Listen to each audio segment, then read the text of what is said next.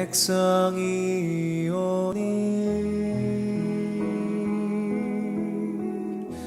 주의 그 큰 이름 선포합니다.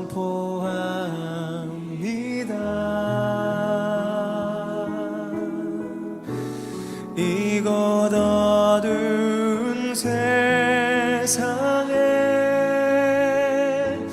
빛으로 부르셨네.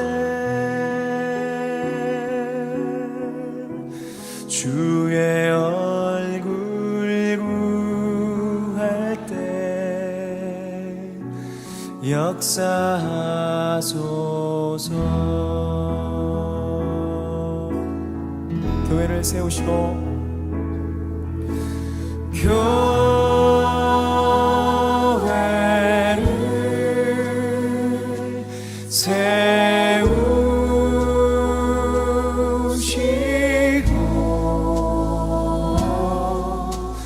이 땅 고쳐주소서.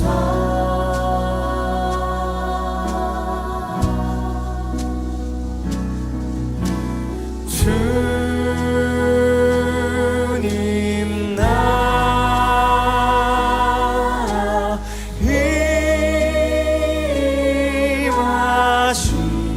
임하시고 주 뜻 이루어지이다.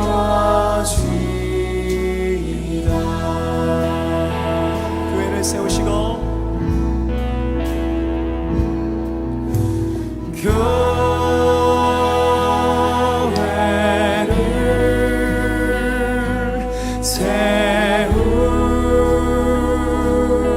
세우시고 이 땅 고쳐주소서.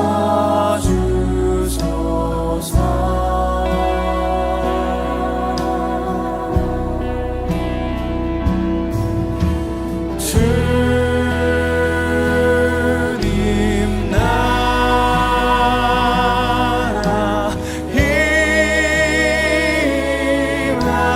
임하시고 주 뜻 이루어지이다.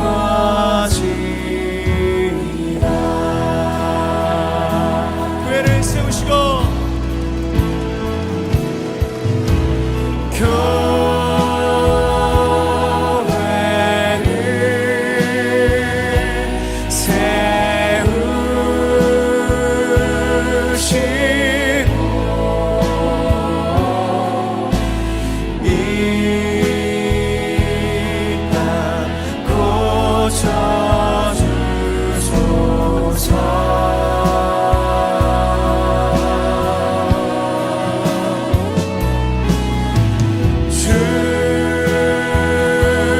주님 나라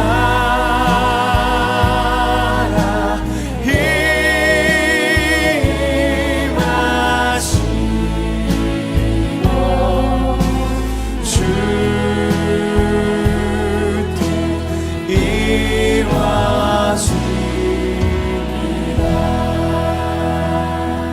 교회를 세우시고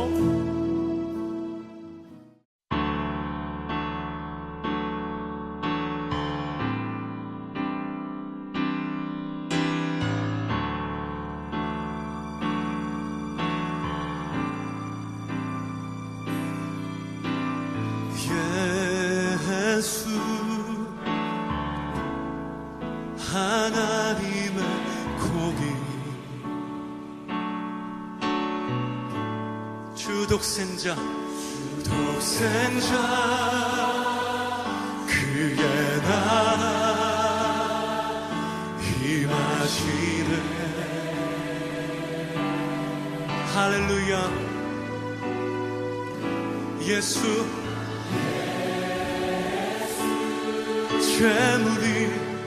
재물이 되신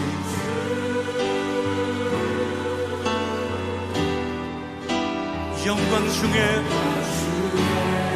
그의 나라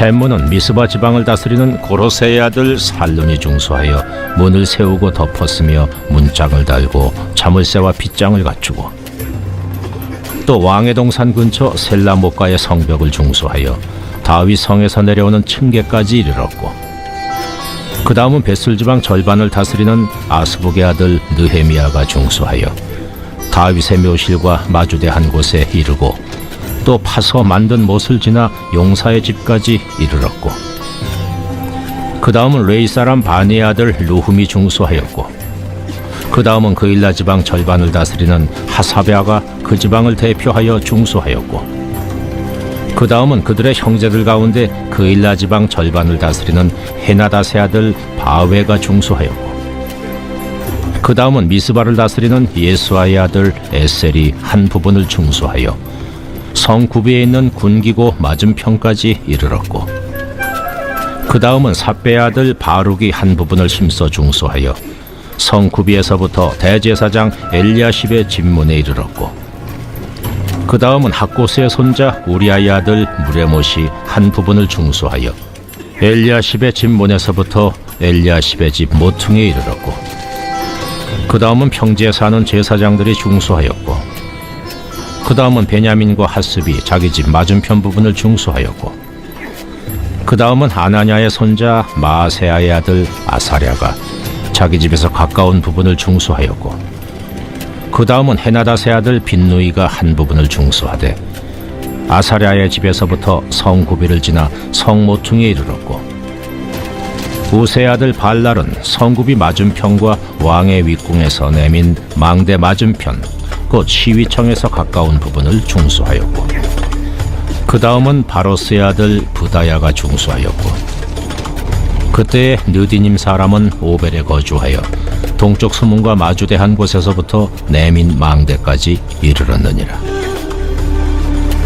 그 다음은 드고아 사람들이 한 부분을 중수하여 내민 큰 망대와 마주대한 곳에서부터 오벨 성벽까지 이르렀느니라. 마몬 위로부터는 제사장들이 각각 자기 집과 마주대한 부분을 중수하였고, 그 다음은 임멜의 아들 사독이 자기 집과 마주대한 부분을 중수하였고, 그 다음은 동문지기 스가냐의 아들 스마야가 중수하였고, 그 다음은 셀레마의 아들 하나냐와 살랍의 여섯째 아들 하눈이 한 부분을 중수하였고, 그 다음은 베레갸의 아들 무슬람이 자기의 방과 마주대한 부분을 중수하였고, 그 다음은 금장색 말기야가 한밉갓 문과 마주대한 부분을 중수하여 느디님 사람과 상인들의 집에서부터 성모퉁이 성루에 이르렀고, 성모퉁이 성루에서 양문까지는 금장색과 상인들이 중수하였느니라. 네, 느헤미야 3장에는 성벽 건축에 마음을 다한 사람들이 나오고, 반면에 마음이 세상에만 가 있는 사람들이 비교되어 있습니다. 어제 본문의 드고아의 귀족들이 그런 사람들이었죠. 이들의 마음은 세상에 가 있었고 하나님의 사역에 대해서는 안일했던 사람들이었습니다. 그리고 오늘 본문의 15절부터 32절까지는 다 충성되게 하나님 앞에서 삶을 드렸던, 자기들 앞에 노인 일을 보고 삶을 드렸던, 그렇게 희생했던 사람들의 이름이 기록되어 있습니다. 두 몫의 일을 했던 에셀과 바룩이 19절과 20절에 기록되어 있고요. 21절에는 학고스의 자손 우리아의 아들 무레못이 있습니다. 이 학고스의 자손들은 원래 에스라 때에 제사장 가문이었다가 족보가 없어지는 바람에 성전 봉사에 참여하지 못했던 사람들이었죠. 그들의 특권과 위치를 잃어버리고 차별 대우를 본의 아니게 받았던 그런 사람들이었지만, 그럼에도 불구하고 이들은 다른 사람들보다 두 몫의 일을 감당했고, 그들은 자신이 맡은 부분을 먼저 보수한 다음에 그 후에 엘리야 신분에서부터 그 다음 구회까지 열심히 최선을 다해서 성전 보수의 삶을 드렸습니다. 24절에는 성실했던 빈누이가 나오고요. 27절에는 드고아 사람들의 사역이 나오고, 28절에는 제사장들, 그리고 30절에는 한운의 이름이 나오죠. 이들 모두는 자신들의 맡은 부분에 최선을 다했고 성실하게 한 다음에 거기서 끝내지 않고 스스로 알아서 더 많은 일을 자발적으로 주도적으로 한 것이 기록되어 있습니다. 그리고 31절에는 느디님 사람들이 나오는데 이들은 이스라엘의 노예였습니다. 이들은 평소에 노예로 멸시와 천대와 학대를 받았지만 이제 당당히 이스라엘 백성의 대열에 합류하여 성전 재건에 참여하고 있습니다. 그리고 마지막으로 금장색과 상인들. 금장색은 부자들이었죠. 금으로 만든 우상을 만들었기 때문에 벌이가 좋았고 재정적으로 풍부했던 그런 사람들이었고, 상인들은 원래 상거래를 위해서 여러 곳을 다녀야 했지만 일부러 한 곳에 정착해 머물면서 성전 재건에 함께하고 있습니다. 성벽 재건을 함께하고 있죠. 이러한 성벽 건축의 과정을 통해서 보는 하나님의 일하심의 원칙을 보면 하나님의 성벽은 마음이 하나가 된 사람들의 자발적인 헌신을 통해서 성취가 된다는 것입니다. 마음이 하나 된 사람들의 자발적이고 능동적이고 적극적인 헌신을 통해서 성벽이 만들어진다는 거죠. 성벽을 건축하는데 가장 먼저 필요하고 가장 중요했던 것은 건축하는 사람들의 마음이 하나가 되는 것이었습니다. 여기서 성벽 건축을 하는 과정을 보면 이들 사이에 이해 타산을 따지는 모습이 전혀 없습니다. 누가 더 일을 많이 하니 적게 하니 이런 갈등이 없죠. 아무도 감독하거나 채찍질하거나 고도의 전략을 세우지도 않지만 하나님의 성벽은 지어져 가고 있습니다. 그 비결이 무엇이었을까요? 성벽을 건축하는 그들의 마음이 하나가 되었기 때문인 것입니다.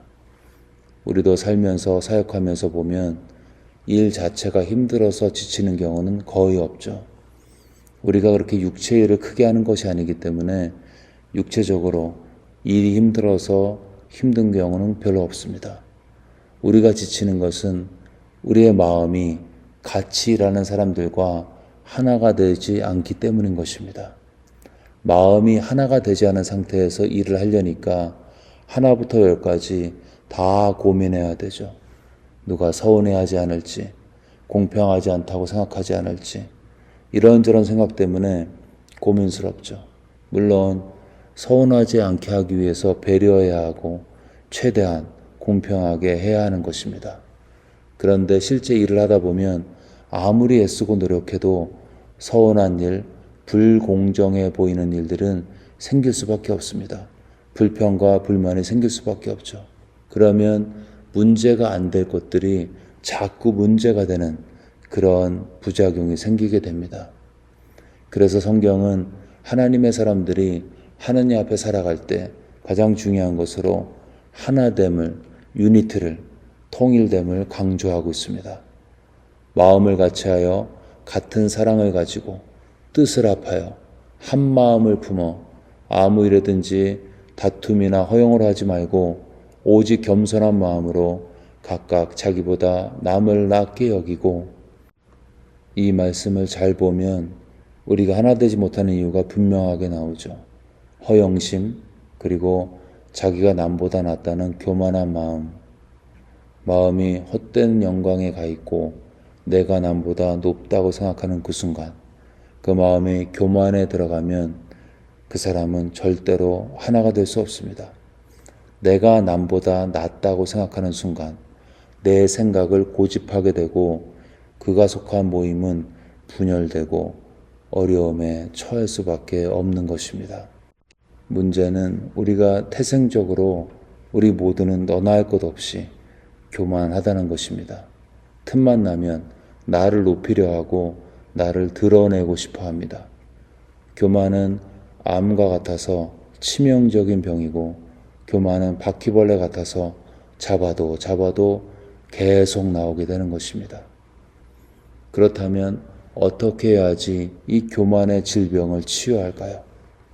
바울이 한 마음을 품어라, 교만하지 마라, 허영을 하지 마라 이렇게 말한 후에 그 해결책으로 이렇게 증거하고 있습니다. 너희 안에 이 마음을 품으라 곧 그리스도 예수의 마음이니 그는 근본 하나님의 본체시나 하나님과 동등됨을 취할 것으로 여기지 아니하시고 오히려 자기를 비워 종의 형체를 가지사 사람들과 같이 되셨고 사람의 모양으로 나타나사 자기를 낮추시고 죽기까지 복종하셨으니 곧 십자가에 죽으심이라. 주님은 교만할 수 있는 모든 조건을 다 가지신 분이셨죠. 그분 자신이 하나님이셨습니다. 만왕의 왕이셨고 만주의 주가 되셨습니다. 하나님은 교만하실 만한 능력과 권세가 다 있으신 분이셨습니다. 근데 그 하나님께서 비천한 인간의 몸으로 성육신 하셨습니다. 하나님이 사람의 레벨로 스텝 다운 하셨습니다. 그것도 그냥 인간이 아닌 종의 형체로 오셔서 종처럼 사시다가 종처럼 섬기시다가 세리와 죄인의 친구로 사시다가 자기를 낮추시고 십자가에서 죽으셨습니다. 바울은 하나됨을 위한 겸손을 이야기한 후에 바로 십자가를 증거하고 있습니다. 그 말은 겸손하기 원하느냐, 하나되기 원하느냐, 허영심 때문에 힘드냐, 교만한 마음을 치료받기 원하느냐, 그렇다면 십자가로 나아가라는 것입니다. 그 십자가에서 내 죄가 어떻게 용서함 받았고 내 죄를 용서하시기 위해서 하나님께서 하늘 영광 버리시고 이 땅에 오셔서 어떻게 죄인을 위하여 죽으셨는지를 보고 그분의 겸손을 바라보고 겸손한 자가 되라는 것입니다. 여러분, 하나님의 아들이 나 위에 돌아가신 것을 바라볼 때 그 겸손함을 우리가 배우게 되고 따라가게 되고 나는 아무것도 아니면서 뭔가 된 것처럼 행동하는 교만한 마음이 부끄러워지게 되는 것입니다. 그래서 교만의 치료약은 십자가인 것입니다. 교만을 고치려면 십자가를 바라봐야 하는 것입니다. 십자가를 바라볼 때 교만은 사라지고 겸손히 내 삶을 지배할 수가 있는 것입니다.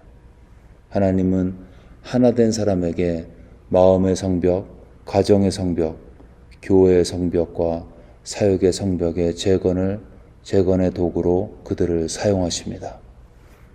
예수 그리스도의 십자가를 깊이 묵상하심으로 그 속에서 분출되어지는 겸손의 은혜 안에서 하나가 되어서 우리의 삶의 성전을 세우시는 우리 모두가 되시기를 주의 이름으로 축원합니다. 아멘. 네, 이 시간 들은 말씀 붙들고 기도하실 때 우리가 십자가의 겸손함으로 무장되어서 우리의 마음이 내가 어느 곳에 가든지 연합하고 하나님 신앙 안에서 하나가 되어서 우리의 마음과 가정과 사역의 성전이 세워질 수 있도록 들은 말씀 마음에 새기면서 간절히 기도하겠습니다.